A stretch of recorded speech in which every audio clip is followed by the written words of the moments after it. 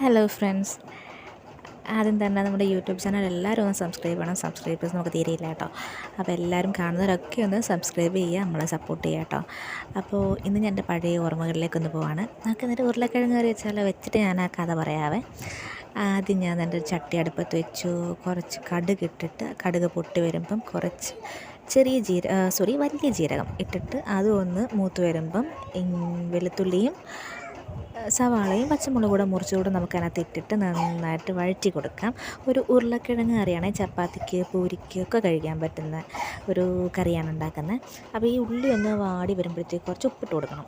ഉപ്പിട്ട് നന്നായിട്ട് നമുക്കത് വാട്ടിയെടുക്കാം. അതിനുശേഷം നമുക്കൊരു പിഞ്ച് മഞ്ഞൾപ്പൊടി ഇട്ടിട്ട് മഞ്ഞൾപ്പൊടി ഒന്ന് ചെറുതായിട്ടൊന്ന് മൂപ്പിച്ചെടുത്തിട്ട് അതിലോട്ട് നമുക്ക് കുറച്ച് പച്ചവെള്ളം ഒഴിച്ച് കൊടുക്കാം. പച്ചവെള്ളം ഒഴിച്ച് കൊടുക്കുന്നതെന്ന് വെച്ചാൽ നമ്മുടെ ഈ ഉള്ളിയും പച്ചമുളകും ഒക്കെ ഒന്ന് ചെറുതായിട്ട് വേവാൻ വേണ്ടിയിട്ടാണ് അങ്ങനെ ഒഴിച്ച് കൊടുക്കുന്നത്. അപ്പോൾ നമുക്ക് ഇതൊഴിച്ച് കൊടുത്തിട്ട് ഇതിലേക്ക് വേവിച്ച് ഉടച്ച് വെച്ച് ഉരുളക്കിഴങ്ങ് ഇട്ട് കൊടുക്കാം. പണ്ടേ സ്കൂളിൽ പഠിക്കുന്ന സമയത്ത് വൈകുന്നേരം വീട്ടിൽ വന്നിട്ട് ഞാനൊരു അപ്പം ഉണ്ടാക്കും. അതിന് ഞാൻ ഇട്ട പേര് കയ്യപ്പം എന്ന് പറഞ്ഞു. ഈ കൈയുടെ 5 വിരൽ അതിൽ പതിഞ്ഞിരിക്കും.